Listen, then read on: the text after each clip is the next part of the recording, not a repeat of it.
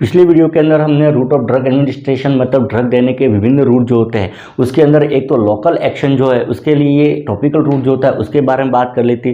Second जो होता है सिस्टमिक एक्शन जो है उसके लिए एक एंट्रल रूट होता है और एंट्रल रूट के अंदर एक ओरल रूट होता है मुख के द्वारा, एक सबलिंगुअल होता है टंग के नीचे और एक रेक्टल रूट होता है रेक्टम जो होता है उसके द्वारा। तो उसके बारे में हमने बात कर ली थी। आज हम बात करेंगे सिस्टमिक एक्शन के लिए एक और रूट होता है जिसको पेरेंटल रूट कहा जाता है, उसके बारे में कि पेरेंटल रूट क्या होता है। तो पेरेंटल रूट नाम से इसके अंदर एक शब्द आ रहा है पैरा और दूसरा आ रहा है एंट्रल। पैरा का मतलब होता है आउटसाइड और एंट्रल का मतलब होता है इंटेस्टाइन। इसका सिंपल अर्थ ये होगा कि आउटसाइड द इंटेस्टाइन मतलब इंटेस्टाइन के अलावा। तो पेरेंटल रूट क्या होता है, यदि मेडिकेशन या ड्रग जो है वो इंटेस्टाइन या एलिमेंट्री ट्रैक्ट जो होता है उसके अलावा यदि बॉडी के अंदर पहुंचाई जाती है तो वो रूट जो है वो पेरेंटल रूट हो जाएगा। तो यहाँ पर मोटे तौर पर अगर देखें तो दो ही तरीके, एक तो इंटेस्टाइन जो होता है डाइजेस्टिव सिस्टम उसके द्वारा मेडिकेशन जो है उसको बॉडी के अंदर पहुँचाना, तो वो तो हो जाएगा एंट्रल रूट हो जाएगा। और दूसरा जो हो जाएगा वो डाइजेस्टिव सिस्टम जो है इंटेस्टाइन उसके अलावा ड्रग जो है उसको बॉडी के अंदर पहुंचाना, ब्लड के अंदर या टिश्यू के अंदर या किसी बॉडी कैविटी के अंदर पहुंचाना डायरेक्टली, तो वो हो जाएगा पेरेंटल रूट हो जाएगा। तो पेरेंटल रूट के अंदर क्या होता है कि ड्रग जो होती है उसको डायरेक्टली बॉडी टिश्यू के अंदर या ब्लड के अंदर या किसी कैविटी के अंदर पहुंचाई जाती है। वहाँ से ड्रग जो होती है वो सीधा सिस्टमिक सर्कुलेशन के अंदर जाती है, मतलब सर्कुलेशन के माध्यम से अपना जो टारगेट ऑर्गन जो होता है या टारगेट साइट जो होती है वहाँ पहुँचती है और वहाँ पर अपना इफेक्ट जो होती है वो प्रोड्यूस करती है। इसके अंदर ड्रग जो होती है वो स्टोमक या जीआई ट्रैक्ट जो होता है या लीवर उसके अंदर नहीं जाती है, मतलब ही ड्रग जो होती है वो सिस्टमिक सर्कुलेशन के अंदर पहुंचती है। पेरेंटल रूट जो है उसके द्वारा ड्रग देने के जो तरीके होते हैं उसमें एक तो इंजेक्शन होता है, दूसरा कुटेनियस होता है, थर्ड इनहेलेशन होता है और फोर्थ नेजल होता है। सबसे पहले हम बात करते हैं इंजेक्शन के। इंजेक्शन क्या होता है, तो injection is the act of administering a liquid or drug into person body using needle and syringe, मतलब नीडल और सिरिंज की सहायता से कोई भी ड्रग या लिक्विड जो है उसको पेशेंट की बॉडी के अंदर एडमिनिस्ट्रेट करना मतलब पहुंचाना, उसको ही इंजेक्शन कहा जाता है। एक और परिभाषा हम इंजेक्शन की कह सकते हैं कि administration of a drug and fluid directly into the blood tissue and body cavity of the patient, मतलब कोई भी ड्रग या फ्लूइड जो है उसका सीधा डायरेक्टली ब्लड के अंदर या टिश्यू के अंदर या बॉडी की किसी कैविटी के अंदर पहुंचाना, उसको ही इंजेक्शन कहा जाता है। अगर इंजेक्शन द्वारा मेडिकेशन देने के अगर फ़ायदे देखें कि क्या क्या फ़ायदे हो सकते हैं, तो सबसे पहला फ़ायदा तो ये होता है कि ये अनकॉन्शियस पेशेंट और अनकोऑपरेटिव पेशेंट, मतलब ऐसा पेशेंट जो बेहोश है जो ओरली मेडिकेशन नहीं ले सकता और अनकोऑपरेटिव पेशेंट जो कोऑपरेट नहीं कर रहा है, तो उन पेशेंट को भी इंजेक्शन के द्वारा मेडिकेशन देना उपयुक्त रहता है। सेकंड फ़ायदा ये होता है कि इसमें जो मेडिकेशन देते हैं वो सीधा कहाँ जाती है, ब्लड के अंदर जाती है और सर्कुलेशन के माध्यम से अपने टारगेट ऑर्गन जो होता है मतलब टारगेट साइट जो है वहाँ पहुँचती है। तो उसके कारण से इसमें ड्रग का एब्जॉर्प्शन जो है वो नहीं होता। इस कारण से ड्रग जो है इसका एक्शन जो होता है वो फास्टर होता है, मतलब तेज होता है और श्योरर होता है, मतलब 100% इफेक्ट जो है वो ड्रग प्रोड्यूस करती है। एक ऐसा पेशेंट जिसको कोई जीआई प्रॉब्लम जैसे डायरिया वोमिटिंग हो रही है, जो कि पेशेंट को यदि ओरली दी जाती है तो वो वोमिटिंग के द्वारा ड्रग को निकाल देता है, तो उन पेशेंट के लिए भी इंजेक्शन जो है उसके द्वारा मेडिकेशन देना जो है वो सुटेबल होता है। एक कोई ऐसी ड्रग होती है जो क्या होती है कि गैस्ट्रिक जूस जो होते हैं उसके द्वारा डैमेज हो जाती है या लीवर के अंदर मेटाबोलाइज होती है, तो ऐसी ड्रग जो है उसको भी इंजेक्शन के द्वारा दिया जा सकता है, मतलब उनको डिस्ट्रक्शन होने से बचाया जा सकता है। लेकिन साथ ही इंजेक्शन के द्वारा ड्रग देने के कुछ डिसएडवांटेज या नुकसान भी होते हैं। सबसे पहला तो ये कि इसमें सेल्फ मेडिकेशन जो है वो पॉसिबल नहीं होता है, मतलब पेशेंट जो है वो स्वयं मेडिकेशन इसके अंदर नहीं ले सकता, उसको किसी असिस्टेंट जो है उसकी आवश्यकता होती है। सेकंड ये पेनफुल होता है और इन्वेजिव टेक्निक होती है। इसमें क्या होता है कि नीडल जो होती है उसको प्रिक किया जाता है टिश्यू के अंदर, तो उसके कारण से वो क्या हो सकता है, टिश्यू डैमेज हो सकता है जिससे दर्द जो है वो हो सकता है। एक इसमें ट्रेन पर्सन जो है उसकी आवश्यकता होती है, मतलब ट्रेन पर्सन जो होता है रिक्वायर होता है जिसको इंजेक्शन लगाने आना चाहिए, नहीं तो गलत इंजेक्शन लगने के कारण से बहुत सारे कॉम्प्लिकेशन जो है वो होने की संभावना होती है। एक ये थोड़ा लेस सेफ होता है क्योंकि इसमें मेडिकेशन जो है वो ब्लड के अंदर सीधी जाती है, इसके कारण से इफेक्ट हो जाता है वो रैपिड मतलब फास्ट होता है। साथ ही थोड़ा एक्सपेंसिव होता है, खर्चीला होता है, क्योंकि इसके अंदर क्या होता है नीडल और सिरिंज जो है उसकी आवश्यकता पड़ती है। एक इसके अंदर क्या होता है कि नीडल जो है वो प्रिक की जाती है और प्रिक करने के कारण से वहाँ पर लोकल टिश्यू इंजरी जो है वो होने की संभावना रहती है। तो ये कुछ डिसएडवांटेज है वो हो जाएंगे। अब इंजेक्शन जो है उसके द्वारा भी मेडिकेशन जो है वो देने के अलग अलग तरीके होते हैं, मतलब टाइप ऑफ इंजेक्शन होते हैं। अगर मुख्य रूप से अगर टाइप देखेंगे कौन कौन से टाइप है, यूँ तो बहुत सारे टाइप होते हैं, लेकिन मैक्सिमम जो टाइप जो यूज़ किए जाते हैं वो होता है एक तो सबसे पहला एक तो इंट्राडर्मल इंजेक्शन, नाम से ही इंट्रा मतलब इनसाइड और डर्मल मतलब स्किन, मतलब यदि मेडिकेशन जो होती है ड्रग उसको सीधा स्किन जो है उसके नीचे डिपॉजिट किया जाता है तो उसको इंट्राडर्मल इंजेक्शन कहा जाता है। इंट्राडर्मल इंजेक्शन जो है उसके अंदर क्या होता है कि मेडिकेशन जो है उसकी बहुत ही कम मात्रा 0.1 ml तक इसमें मेडिकेशन जो है वो इंजेक्ट की जा सकती है, उससे ज़्यादा मेडिकेशन इसमें नहीं दी जाती। इसमें इंजेक्शन जो रहता है वो 15 डिग्री के एंगल जो है वहाँ पर लगाया जाता है। इंजेक्शन के द्वारा मेडिकेशन जो होती है वो जैसे कुछ वैक्सीन जो होते हैं जैसे BCG वैक्सीन जो है वो इंजेक्शन के द्वारा दिया जाता है। इसके अलावा एलर्जी सेंसिटिविटी टेस्ट जो है वो भी इंजेक्शन टेक्निक जो है उसके द्वारा किए जाते हैं। इंट्राडर्मल इंजेक्शन जो है उसके लिए जो प्रीफर साइट जो होती है वो ज़्यादातर 4 आर्म में होती है, यहाँ की स्किन जो है वो काम में ली जाती है, या अपर बैक जो होती है वहाँ की स्किन जो है वो ज़्यादातर इसमें काम में लेते हैं। सेकंड जो टाइप होता है वो होता है सबक्यूटेनियस इंजेक्शन, जिसको शॉर्ट में SC कहा जाता है। सबक्यूटेनियस इंजेक्शन जो होता है उसमें क्या होता है कि ड्रग या मेडिकेशन जो होती है उसको स्किन के नीचे जो सबक्यूटेनियस टिश्यू जो होता है लूज कनेक्टिव टिश्यू उसके अंदर डिपॉजिट कर दिया जाता है, जहाँ से ड्रग जो होती है वो धीरे धीरे एब्जॉर्ब होती है और एब्जॉर्ब होकर सिस्टमिक सर्कुलेशन के द्वारा पूरी बॉडी में डिस्ट्रीब्यूट होती है। सबक्यूटेनियस इंजेक्शन जो है उसके अंदर मेडिकेशन जो है वो मैक्सिमम 0.5 ml से लगाकर 1 ml तक की दी जाती है, उससे ज़्यादा इसमें मेडिकेशन जो है वो नहीं दे सकते। इसमें क्या फ़ायदा ये होता है कि ड्रग का एब्जॉर्प्शन जो होता है वो स्लो होता है, धीरे धीरे होता है, लेकिन सबक्यूटेनियस इंजेक्शन के द्वारा केवल वाटर सोल्यूबल ड्रग जो होती है वही दी जा सकती है, दूसरी ड्रग जो है इसमें नहीं दी जाती। ज़्यादातर इंसुलिन और हिपेरिन जो होते हैं वो सबक्यूटेनियस रूट के द्वारा दिए जाते हैं, लेकिन इसका एक डिसएडवांटेज ये होता है कि सबक्यूटेनियस रूट से जब ड्रग देते हैं तो उसके कारण से कुछ ड्रग जो है वो एब्सेस फॉर्मेशन जो है वो कर सकती है, मतलब वहाँ पर फोड़ा जो है वो हो सकता है। साथ ही ऐसा पेशेंट जो शॉक के अंदर है या फिर सर्कुलेटरी कोलैप्स हो रहा है पेशेंट को या पेरिफेरल वास्कुलर डिसीज़ है तो उन पेशेंट के अंदर सबक्यूटेनियस इंजेक्शन जो होता है वो अवॉइड किया जाता है, मतलब उनको नहीं देना चाहिए। सबक्यूटेनियस रूट के द्वारा इंजेक्शन देने की जो नई टेक्निक आती है उसमें एक तो डर्मोजेट होता है। डर्मोजेट के अंदर क्या होता है कि एक गन होती है, उस गन की सहायता से एक स्पीड के साथ क्या होती है कि ड्रग जो होती है उसको प्रोजेक्ट किया जाता है स्किन के ऊपर, जिससे ड्रग जो होती है वो क्या होती है सबक्यूटेनियस टिश्यू के अंदर जाती है और वहाँ जाके डिपॉजिट हो जाती है। उसके बाद धीरे धीरे ड्रग जो होती है वो क्या होती है एब्जॉर्ब होती है और सिस्टमिक सर्कुलेशन के अंदर चली जाती है। सेकंड पैलेट इम्प्लांटेशन होता है। पैलेट इम्प्लांटेशन के अंदर क्या होता है कि स्मॉल पैलेट होता है जिसके अंदर ड्रग होती है और ये पैलेट जो होते हैं वो सबक्यूटेनियस टिश्यू के अंदर इम्प्लांट कर दिए जाते हैं, जहाँ से ड्रग जो होती है वो धीरे धीरे एब्जॉर्ब होती है और सर्कुलेशन के अंदर पहुँचती है। टेस्टोस्टेरोन के पैलेट आते हैं जो कि इसमें काम में लिए जाते हैं। एक सिलास्टिक ट्यूब होती है। सिलास्टिक ट्यूब में क्या होती है, सिलास्टिक ट्यूब होती है जिसके अंदर ड्रग होता है और इस ट्यूब को सीधा सबक्यूटेनियस टिश्यू जो है उसके अंदर इम्प्लांट कर दिया जाता है, जहाँ से ड्रग जो होती है वो धीरे धीरे कुछ वीक में मंथ के अंदर ये रिलीज होती है और सिस्टमिक सर्कुलेशन के अंदर पहुँचती है। जब ये ट्यूब जो होती है वो एम्प्टी या खाली हो जाती है तो उनको वापस रिमूव कर दिया जाता है, मतलब उनको बाहर निकाल दिया जाता है। तो ये नई टेक्निक जो होती है वो हो जाएगी सबक्यूटेनियस रूट की। तीसरा जो इंजेक्शन का टाइप होता है वो होता है इंट्रामस्कुलर इंजेक्शन। नाम से ही इंट्रा मतलब इनसाइड और मस्कुलर मतलब मसल्स, मतलब मसल्स जो होती है उसके अंदर इंजेक्शन देना। इसको शॉर्ट में IM जो है या IM इंजेक्शन से भी रिप्रेजेंट किया जाता है। तो IM इंजेक्शन क्या होता है, तो IM इंजेक्शन के अंदर क्या होता है कि कोई भी ड्रग जो होती है उसको बॉडी की कोई लार्ज स्केलेटल मसल्स जो होती है, मसल्स ऐसी चयन की जाती है जो क्या हो ज़्यादा वास्कुलर हो, मतलब ब्लड सप्लाई जो है उस मसल्स में ज़्यादा हो ताकि ड्रग का एब्जॉर्प्शन जो हो रहा है वो अच्छा हो जाए, और साथ ही नर्व सप्लाई जो है वो कम हो, मतलब सेंसरी नर्व सप्लाई वहाँ कम हो ताकि पेन जो है वो कम हो। तो ऐसी लार्ज मसल्स के अंदर ड्रग जो है इसको इंजेक्ट कर दिया जाता है, डिपॉजिट कर दिया जाता है। उसके बाद ड्रग जो होती है वो धीरे धीरे वहाँ पर क्या होती है एब्जॉर्ब होती है और एब्जॉर्ब होकर सिस्टमिक सर्कुलेशन के अंदर पहुँचती है। IM इंजेक्शन के लिए जो कॉमन जो मसल्स काम में ली जाती है वो एक तो आर्म के जो डेल्टॉइड मसल्स होती है वो, एक बटक्स जो है उसकी जो ग्लूटियस मैक्सिमस मसल्स होती है वो, उसके अलावा यंग एडल्ट के अंदर ट्राइसेप बाइसेप मसल्स है वो काम में लेते हैं। एक इन्फेंट जो होते हैं उसके अंदर वास्टस लैटरलिस मसल्स जो होती है उसके अंदर IM इंजेक्शन जो है वो लगाया जाता है। अगर IM इंजेक्शन जो है वो ज़्यादातर 90 डिग्री एंगल जो है उस पर लगाया जाता है, 90 डिग्री के एंगल पर लगाया जाता है और डीप प्रिक किया जाता है इसमें। तो IM इंजेक्शन जो है उसके अगर फ़ायदे देखें तो सबसे बड़ा फ़ायदा ये है कि फैट सोल्यूबल ड्रग जो भी होती है वो IM इंजेक्शन के द्वारा ही दी जाती है। एक तरह से कहे तो फैट सोल्यूबल ड्रग जो है वो केवल IM इंजेक्शन से ही दी जाती है। सेकंड फायदा इसमें ड्रग का एब्जॉर्प्शन जो होता है वो रैपिड होता है और यूनिफॉर्म होता है, मतलब एक जैसा होता है और तेज़ी से होता है। उसके कारण से इसमें इफेक्ट जो होता है वो कुछ ही मिनटों के अंदर 5 या 10 मिनटों के अंदर इफेक्ट जो होता है वो प्रारंभ हो जाता है। एक इसके अंदर क्या होता है मसल्स के अंदर इंजेक्ट की जाती है ड्रग, उसके कारण से क्या होती है मसल्स जो होती है वो सेंसरी नर्व सप्लाई वहाँ कम होती है, तो उसके कारण से वहाँ पर पेन जो है वो होने की संभावना जो है वो कम रहती है। डिसएडवांटेज ये होता है कि आईएम इंजेक्शन के द्वारा केवल 10 ml तक की ड्रग दी जा सकती है, उससे ज़्यादा ड्रग जो है वो आईएम इंजेक्शन में नहीं दी जाती। सेकंड डिसएडवांटेज ये होता है कि डीप पेनिट्रेशन के कारण से वो क्या हो सकती है कि नर्व जो है उसको डैमेज हो कर सकती है, मतलब नर्व इंजरी होने की इसमें चांस रहते हैं, संभावना रहती है।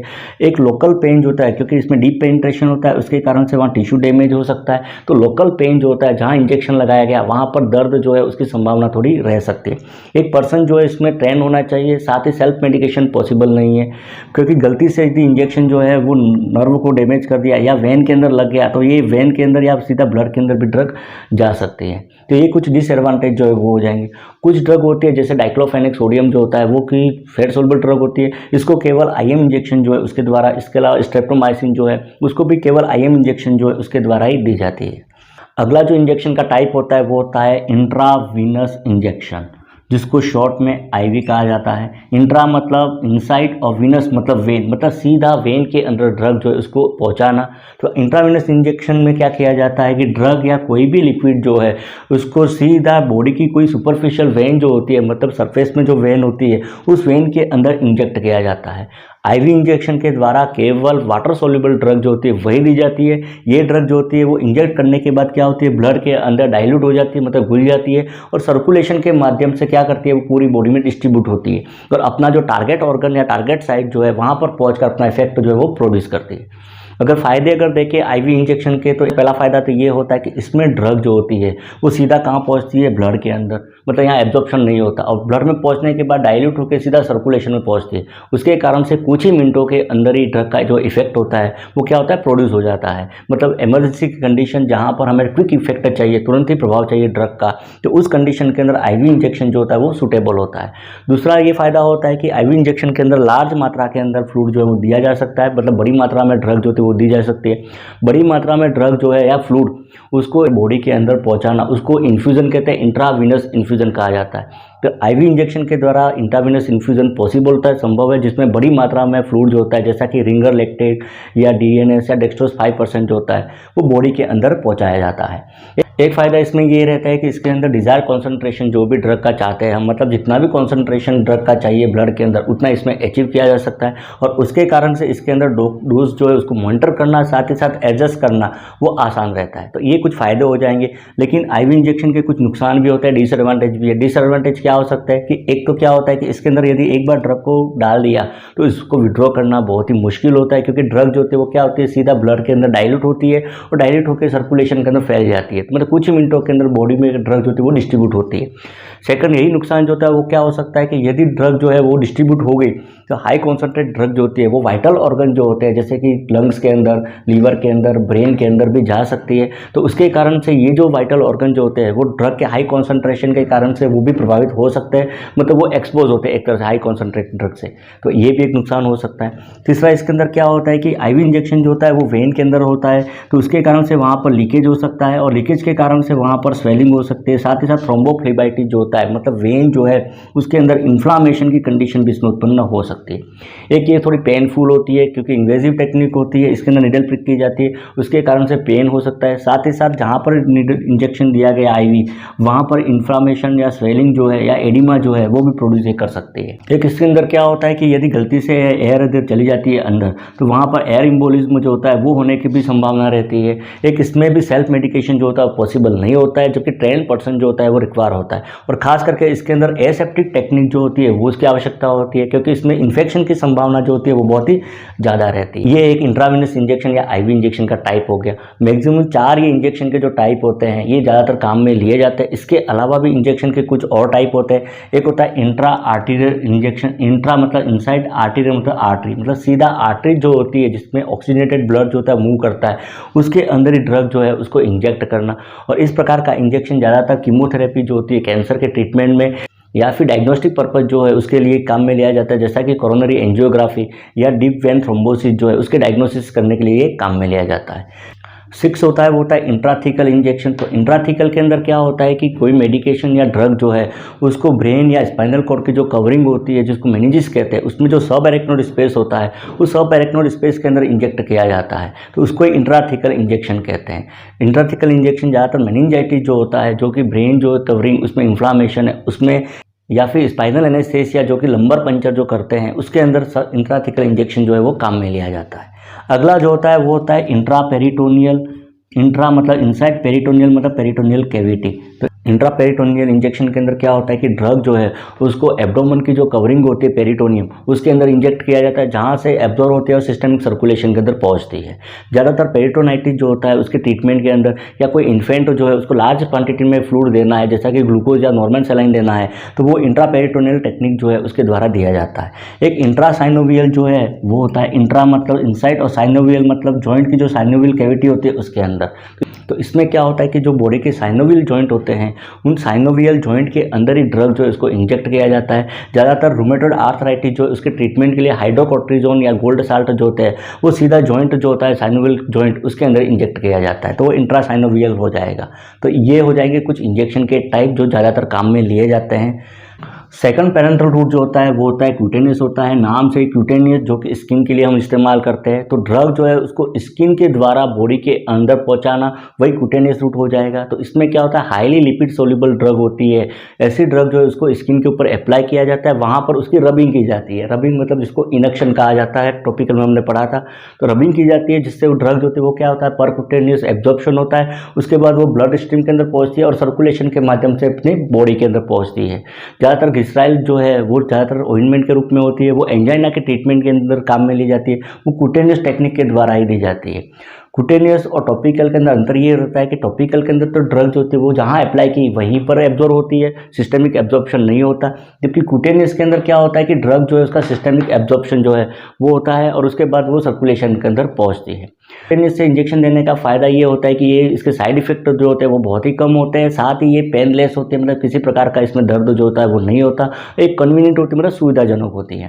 क्यूटेनियस के ही एक टेक्निक काम में ली जाती है, वो है ट्रांसडर्मल थेरेपेटिक सिस्टम, जिसको TTS कहा जाता है। TTS के अंदर क्या होता है कि नई टेक्निक है। इसमें क्या होता है कि ड्रग जो है उसके अडेसिव पैचेज होते हैं, इन अडेसिव पैचेज जो होते हैं उसको स्किन के ऊपर चिपका दिया जाता है, मतलब अप्लाई कर दिया जाता है, जहाँ से ड्रग जो होती है वो डिफ्यूजन के माध्यम से उसका परक्यूटेनियस एब्जॉर्प्शन होता है ब्लड के अंदर, और ब्लड में जाने के बाद वो सर्कुलेशन के माध्यम से जो टारगेट ऑर्गन जो है वहाँ पर पहुँच अपना इफेक्ट प्रोड्यूस करती है। इसमें ड्रग जो है उसका एब्जॉर्प्शन बहुत धीरे धीरे होता है, मतलब धीरे धीरे ड्रग जो होती है कॉन्स्टेंट इसमें एब्जॉर्ब होती है और ब्लड के अंदर मिक्स होती रहती है। ये जो पैचेस डिज़ाइन किए जाते हैं वो 1 से 4 दिनों के लिए डिज़ाइन किए जाते हैं, मतलब 1 से 4 दिन तक अपने ड्रग को डिलीवर करते हैं।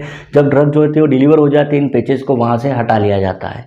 इसमें सबसे बड़ा फ़ायदा ये होता है कि ड्रग जो है उसका बहुत ही स्लोली एब्जॉर्प्शन होता है और इसमें कॉन्स्टेंट एब्जॉर्प्शन होता है, मतलब धीरे धीरे ड्रग जो होती है वो रिलीज होती रहती है। लेकिन नुकसान ये होता है कि ये जो आप पैचेस अप्लाई किए जाते हैं वहाँ पर इरिटेशन हो सकता है या एरिथीमा मतलब रेडनेस जो है वो हो सकती है। ट्रांसडर्मल थेरेपेटिक सिस्टम जो इसके यदि एग्जांपल देखें तो ग्लिसराइल ट्राइनाइट्रेट जो होते हैं उसके, या निकोटीन जो है, एस्ट्राडियोल है, या डाइक्लोफेनेक के पैचेज जो होते हैं अवेलेबल है, उनको स्किन के ऊपर अप्लाई किया जाता है और उसके द्वारा ड्रग जो है वो मेडिकेशन दी जाती है। अगला जो रूट होता है वो होता है इनहेलेशन रूट होता है। इनहेलेशन रूट जो होता है मतलब इनहेलेशन के माध्यम से, नॉर्मल इनहेलेशन मतलब रेस्पिरेटरी ट्रैक जो होता है उसके माध्यम से ड्रग को बॉडी के अंदर पहुँचाना। इसमें क्या होता है, वोलेटाइल लिक्विड होते हैं, मतलब ऐसे लिक्विड जो गैस में बदल जाते हैं या फिर गैस होती है उसको रेस्पिरेशन के माध्यम से लंग्स के अंदर पहुंचाया जाता है, जहां पर ये क्या होती है कि एल्विलाई जो होती है वहां पर ड्रग जो होती है वो एब्जॉर्ब होती है ब्लड के अंदर, और एब्जॉर्ब होने के बाद सिस्टमिक सर्कुलेशन के माध्यम से पूरी बॉडी में डिस्ट्रीब्यूट होती है। इसमें ड्रग जो है उसका एब्जॉर्प्शन बहुत ही तेज होता है, मतलब तेजी से होता है, और उसके कारण से ड्रग का इफेक्ट जो होता है वो भी इसमें तेज होता है। फायदा इसमें यह है कि इसमें कंट्रोल एडमिनिस्ट्रेशन जो होता है वो पॉसिबल होता है, मतलब इसमें डोज जो है उसको बढ़ाया या कम किया जा सकता है आसानी से। लेकिन साथ इसके अंदर क्या होता है कि कुछ वोलेटाइल लिक्विड जो होते हैं जैसे कि ईथर होती है वो क्या करती है, रेस्पिरेटरी ट्रैक जो होता है उसको इरिटेट करती है, जिसके कारण से वहाँ पर इन्फ्लामेशन हो सकता है। साथ ही सिक्रेशन जो होता है वो भी इसमें इंक्रीज हो सकता है, मतलब सिक्रेशन जो होता है वो बढ़ सकता है। चौथा जो पेरेंटल रूट होता है वो नेजल रूट होता है, मतलब नेजल मतलब नोज के द्वारा मेडिकेशन देना। तो इसमें क्या होता है कि कुछ ड्रग होती है जो नेजल स्प्रे के रूप में होती है, इन ड्रग को नेजल कैविटी के अंदर स्प्रे किया जाता है, जहाँ पर ये नोज की जो म्यूकस मेम्ब्रेन होती है वहाँ से ये सीधा एब्जॉर्ब होती है और सिस्टमिक सर्कुलेशन के अंदर पहुँचती है।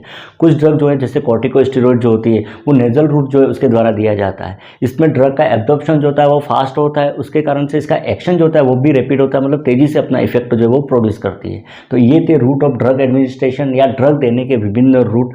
अब एक बात ये होती है कि ये जो रूट होते हैं उसका जो चॉइस होता है कि कौन सा रूट से ड्रग दी जाए, ये डिपेंड करता है बहुत सारे फैक्टर के ऊपर। तो कुछ फैक्टर जो होते हैं वो रूट जो है उसकी चॉइस को प्रभावित कर सकते हैं, जिसमें सबसे पहला आता है physical and chemical properties of the drug. मतलब ड्रग जो है इसकी फिजिकल और केमिकल प्रॉपर्टीज कैसी है, वो लिक्विड है, गैस है या किस तरीके से। जैसे लिक्विड ड्रग जो होती है वो आईवी रूट के द्वारा दी जाती है, जबकि सॉलिड ड्रग जो भी है वो ओरल रूट जो है उसके द्वारा दी जाती है। सेकंड होता है डिजायर स्पीड ऑफ एक्शन, मतलब इफेक्ट जो है उसके एक्शन जो है उसकी स्पीड कितनी चाह रहे हैं हम। तो यदि स्पीड जो है तेजी से इफेक्ट चाह रहे हैं तो उसके लिए आईवी इंजेक्शन के द्वारा जो है वो ड्रग दी जाती है, क्योंकि आईवी के अंदर इफेक्ट जो होता है बहुत ही फास्ट होता है। इमरजेंसी कंडीशन के अंदर आईवी काम में ली जाती है, जबकि धीरे धीरे इफेक्ट चाहिए तो उसके लिए ओरल रूट जो होता है वो काम में लिया जाता है। एक होता है कि पेशेंट जो है उसकी कंडीशन की, पेशेंट की कंडीशन कैसी है। पेशेंट यदि कॉन्शियस है तो उसमें ओरल रूट जो होता है वो सूटेबल होता है, जबकि अनकॉन्शियस पेशेंट है तो उसमें ओरल रूट सूटेबल नहीं है, उसको पेरेंटल रूट या इंजेक्शन के द्वारा मेडिकेशन लेना सही रहता है।